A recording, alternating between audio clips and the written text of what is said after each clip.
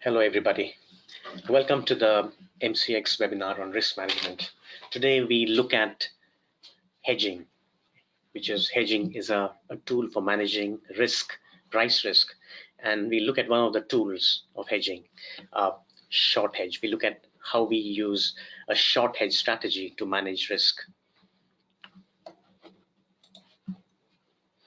First of all, what exactly is risk? Risk is something that we always we can anticipate, or sometimes we are subjected to. So there are different types of risk and the different things we can do with risk. First of all, we can avoid risk. If you look, we can avoid risk, but for avoiding risk, you must have alternatives available. So if you have a risky project, you can avoid it by doing something else. You can, of course, you can also transfer risks. And when you talk about transferring of risk, we are talking about having redeployment options, for example, in reinsurance, where we transfer risk. Similarly, in commodity markets, we talk about transferring risk from one point in time to another.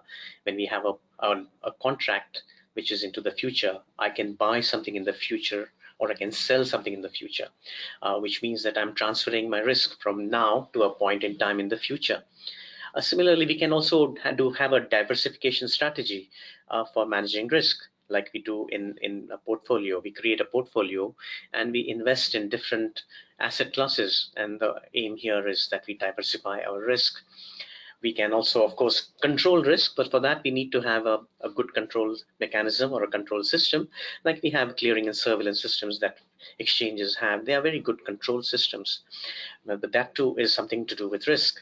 And finally, when we talk about risk, we are talking about adapting to risk. So we adapt to risk. So whatever the risk is, I'm happy to live with that, and I can adapt to it. But for that, I need to be very flexible, and hence I adapt to it.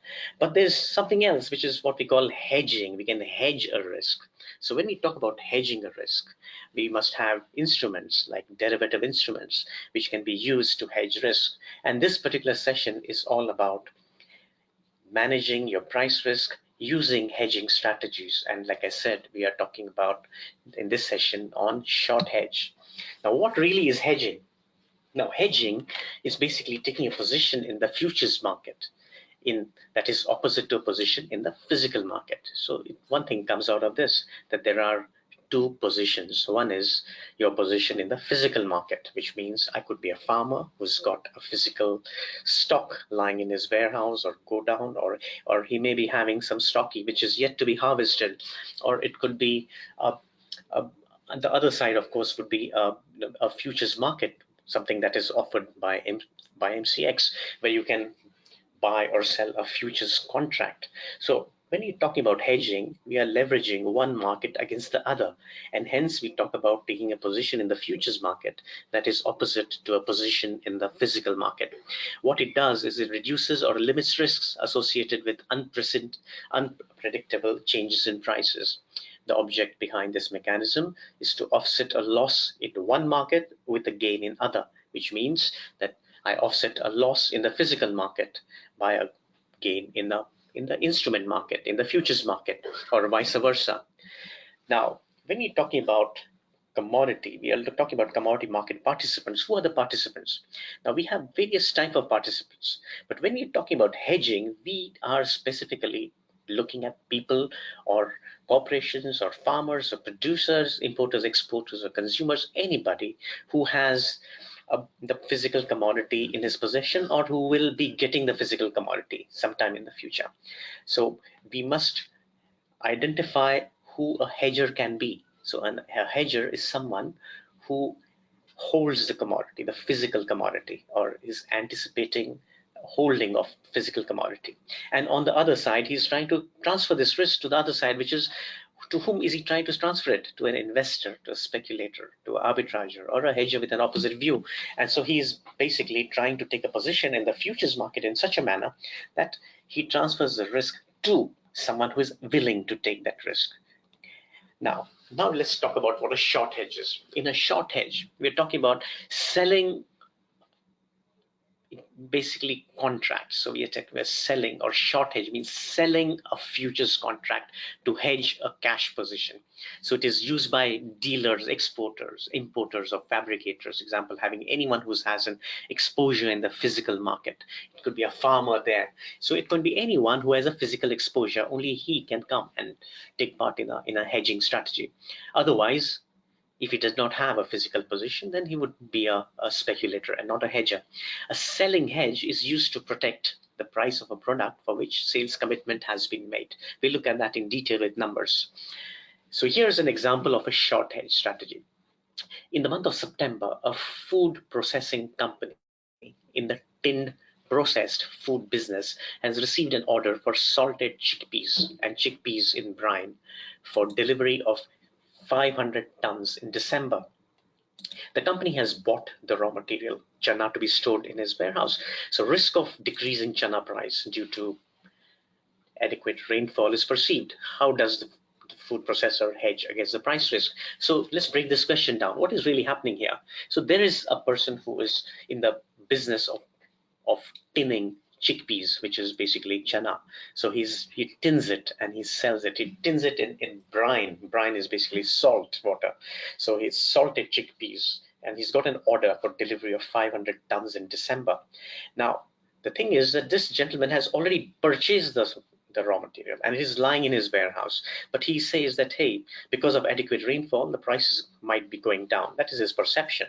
Now he says, how do I manage? How does a food processor hedge against this price risk?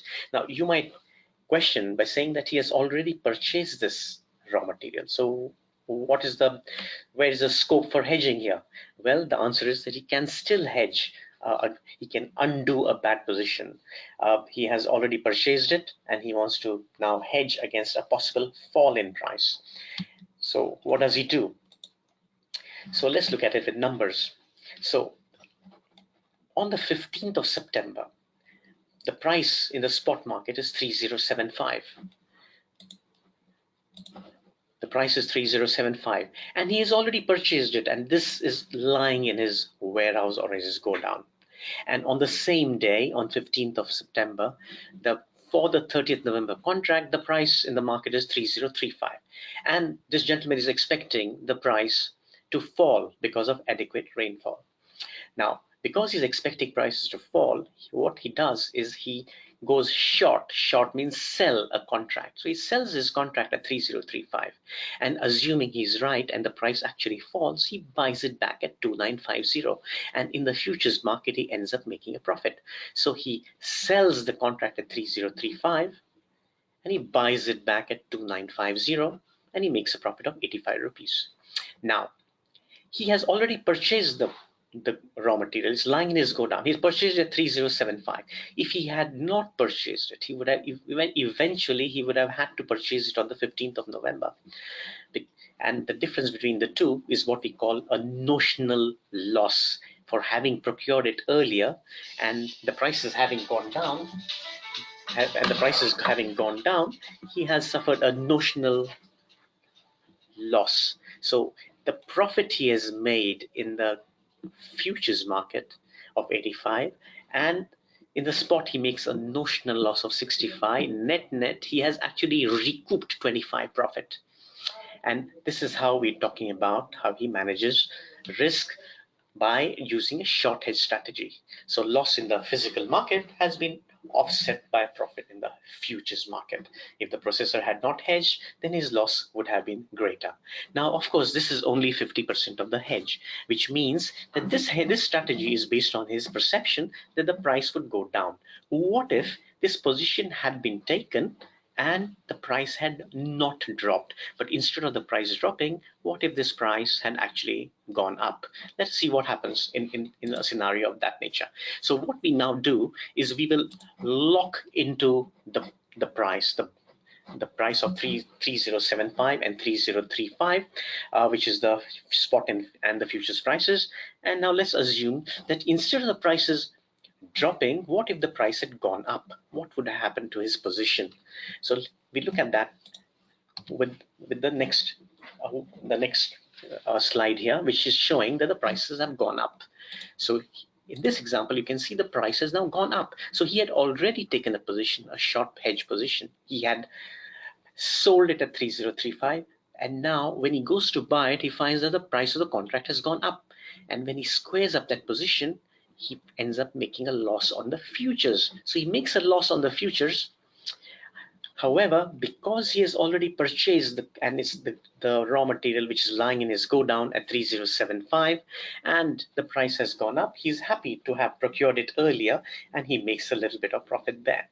So the profit he has made, the notional profit he has made on account of the fact that he had purchased it or procured it earlier, that profit of 60 is now offset by the loss of 65. And net he makes a little bit of loss of 5. Even this 5 loss he could have avoided if he had squared up his position, not on the 15th, but on maybe on the 14th or the 13th. If he had squared up, he might have even managed to reduce this loss further. Now, do remember what has happened here. In this particular example, what really has happened is that the let's go back. Yeah. So what has happened here is this particular food processing company, it takes a position on the assumption that the price will fall. Once he has taken a position and the price actually falls, then he is happy. He saves. He recoups some of the losses. If the price goes, on the other hand, goes in other direction, he makes a small loss. But of course, do remember, hedging is not about making profits. Hedging is about locking into prices whereby you end up with no profit, no loss situation. So a speculator is, of course, looking and trying to make profits all the time. A hedger is trying to lock into prices. That's the difference between them. Now, how do you plan and manage hedging strategies? You manage, first of all, at all stages of supply chain. An organization must decide on its risk appetite, and it looks within its internal practices and then comes out with a strategy. So it has a pricing policy for the final product. And of course, it must have a hedging motive. Once it knows what it's trying to do, then you can come out with some strategies like the one we just saw. You can of course manage hedging positions. You can, with changing circumstances or changing physical market conditions, you can roll over your positions. Now, this is the benefit of trading on a commodity futures exchange like the MCX, where you have free entry and free exit, which means that once you take a position, a hedging strategy, you can keep looking at that strategy, and you can try, if you think you've done something wrong, you can reverse it and you can make a bad strategy good. That is the benefit of trading on an exchange platform like the MCX. So we hope you have enjoyed this short session on short hedge, and please look forward to our other sessions which are on long hedge. So thank you very much.